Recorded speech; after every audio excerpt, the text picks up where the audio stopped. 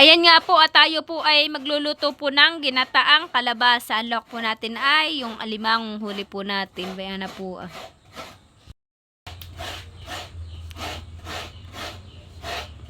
At ayan po yung ating ilalahok sa kalabasa. Yung pong mga alimango na huli po natin nung tayo po ay nagkabit ng ditiklop. Ayan na po. Gagataan po natin.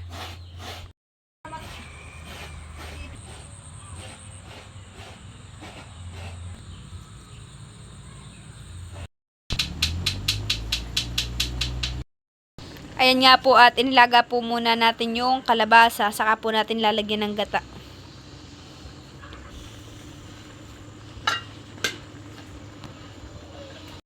Ayun nga po at dito po ngayon ay maulan.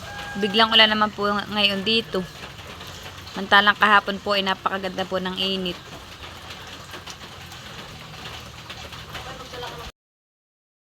Ayun po at papunta po tayo sa taniman po ni Mama sa Agos.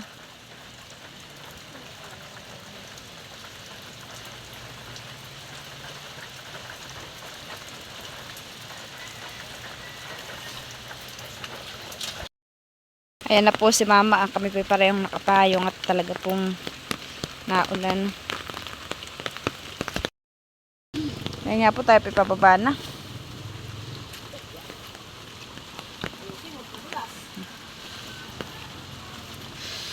Tilapon ako din sa baba.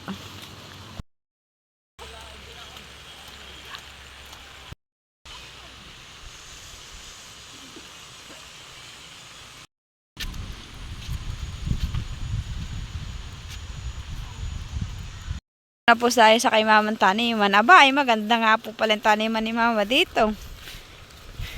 Nung kami po pumunta dito, hindi po kami dito nakarating hanggang doon. Lang po kami sa bahay. Maganda nga po pala dito kay Mamang kurahan. Oo. Saka mustasahan. Ay, maganda nga Mama. Oo nga po. Kaya ganda ng mustasa ni Mama. Pati sitaw. Kulang pa sa dalan. Ano ka tayo mga unang talbos ng kamote? Kata. Oo po. Kaganda ng mustasa ni Mama.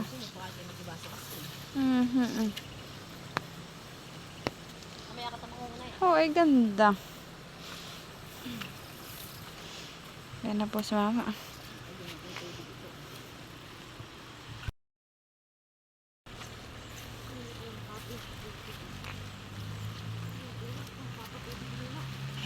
Ano Mama?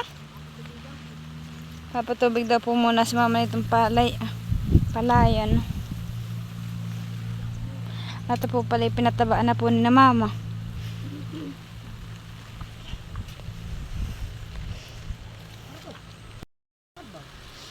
Ayan na po si Mama, tinaharangan po ito para po dumiretso dito ang tubig.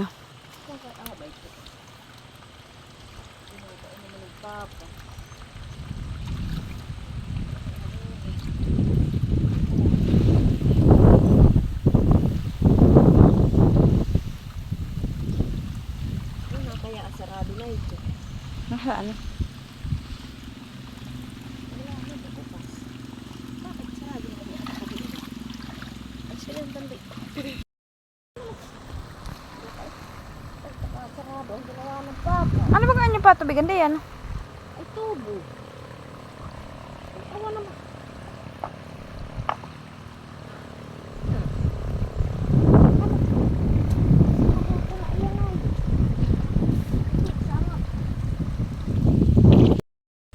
Aba, si Mama po pala may tanim din dito pong mga talong. Oo po talong. At saka po magaganda po yung sitaw ni Mama. Oo po Hanggang doon May kabay din po si Mama. Bayo na oo. Nakuha ng ulan Oo po Kaya magaganda Mama yung taniman mo dito. Oo po. Pati po kay Mamang gabihan. Po, asitawan ni Mama, nagapang na po yung iba. Ako nagtanim din doon ng sitaw, hindi ko lang alam kung tubo na. Ay hindi pa nga natubo yung iba kong tanim. Ay, hindi pa natubo. Ako nagtanim doon. Ang nagapang ko na doon, Mama, yung upon, tanim ko. Ay, pala. Nagapang na yung aking upo doon. Ano makatalbos. Madali mo. Hoy, dali. Napakatunggak naman talaga ng papa. Ayan po, tayo po ay mananalbos na po ng kamote. Kaway po ni mama yung kanyang aso. Nananalak daw po. Ba ito po, ho. Dadalhin po natin sa abyawin. Lalak po natin doon sa isda. Magaganda pa naman po yung pula.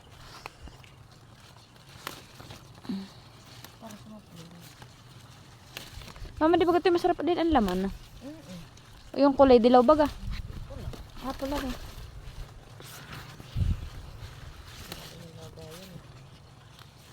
Ito na po kamote.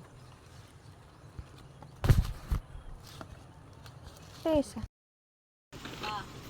May apot sa mga po, kukuha din daw po siya ng mustasa at papadal daw po sa amin. Mustasa. Abay, ako talaga tutuwa mamanda sa yung sita. Oh, kagaganda. Matataba.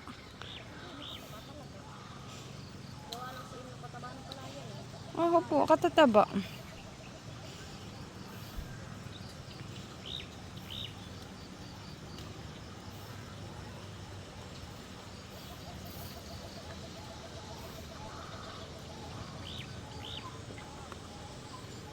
Hindi na po ako papasok. Susunod sa akin yung aso. Busy sa kanyang tindahan.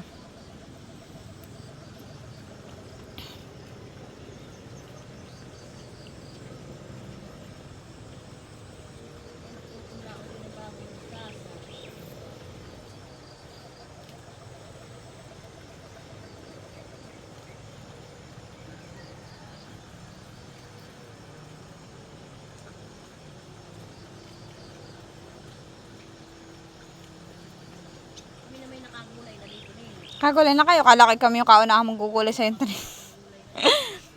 Kala ko po kami ni Talat yung una manggugulay. Kaya sabi ko, huwag na. May nagulay na dito, ginatan. Oh, masarap din pala mga may ginatan sa tulingan. Oo, siya tapos nga sa tulingan. Oo, napakalutong. Oo nga. Oh, masarap din yun Lalagyan mo sa isalad. Mustasa, salad. Masarap. Apak lang ito laing mustasa.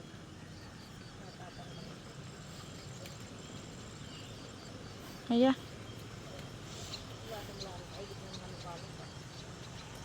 Ako, nagtanim din ka na yung mustasa doon sa likodan namin. Ayaw, ako nagkaigin Binubunot naman ni Leticia pagka lumabas. Hoy, dami. Parang 20 pesos na yan, ay 40. Oh, maganda po. Tawid uli ni Bunsoy. Yan nagugulay. Ito kakatanong dahon sa saging at ibalot. Wag na kaya. Kanina nga. Parang iinitan Iinit talaga. Yung kapasakit na ay napakataba ng gabi. Kung iinitin na mo. Oo nga, mama. Pati pati dahon ng mo, asitaw. Ako nga. Oo. Gawa lang ito yung matagal na may damo. Wala na gama. Nilagyan ko ito ng dayami ng palay. Yung dayami ba ba? Bango nung kuwan ang mustasa. Mama, siguro lalo na doon sa limbok na. Yun, honey. Ano? Oo, tatamnan ko yan ng kuwan. Mustasahan. Hindi, ng Sitaw, sa atake. napakataba.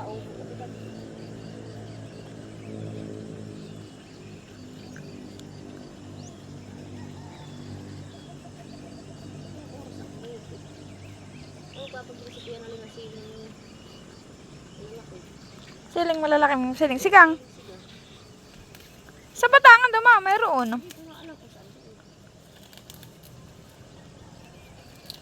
Hindi ako ito bibisita.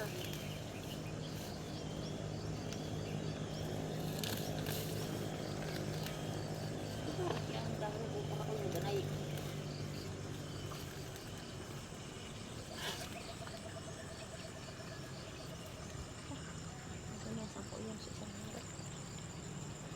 Oh, may tanim mo pa doon. Sa kabila. Saan?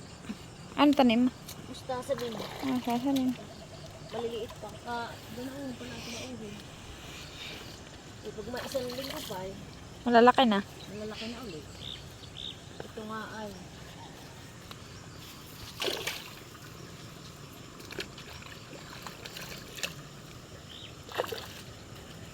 Kami walang gulay eh. Kami magugulay.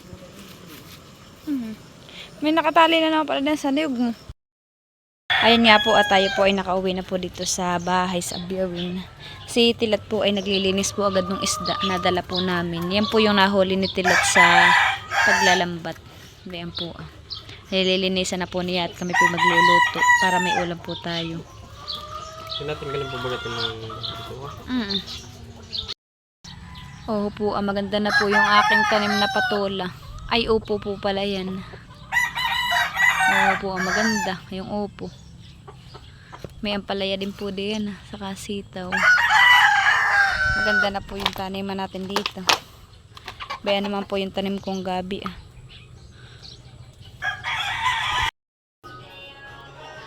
Ayan na po pala yung ating dalang gulay. Bayan po yung talbos ng kamote at saka po yung mustasa at pichay. Salamat din po kay mama. Tayo po ay pinagayak po ng itlog.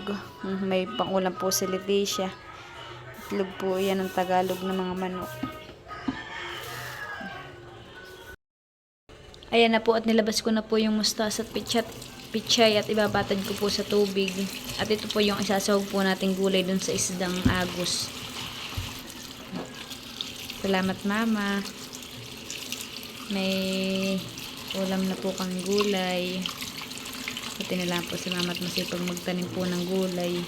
Hindi na po kami bibili.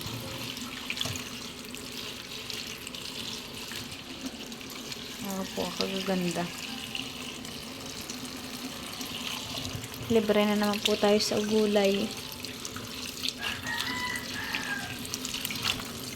Pati po mustasa.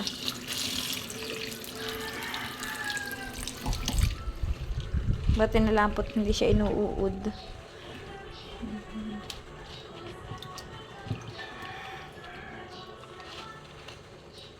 Ako po may tanim din po din sa likod ng bahay ng mga mustasa.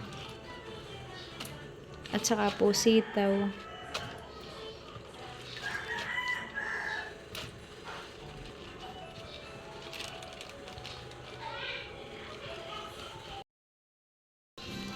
At ayan po, nalinisan ko na po yung mga isda. Ayan po naman na itatabi ko po sa rep para mamaya po ay may pangulam po ulit tayo. Nagluto lang po ako ng pang umagahan at pang tanghalian po natin.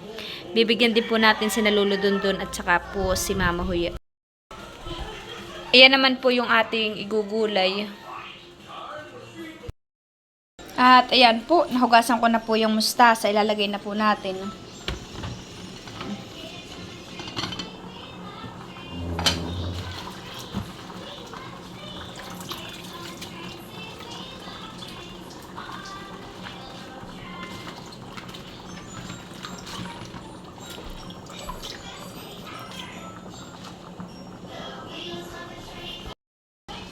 At ayan po, papakuluin na lang po natin para po maluto ng kaunti ang gulay. At aahonin na po natin, bibigyan na po natin silang ulam.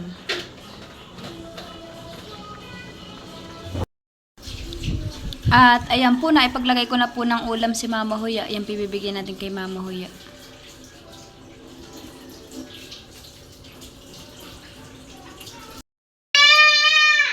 At yan naman po, ay bibigay po natin kana Lolo Dundun.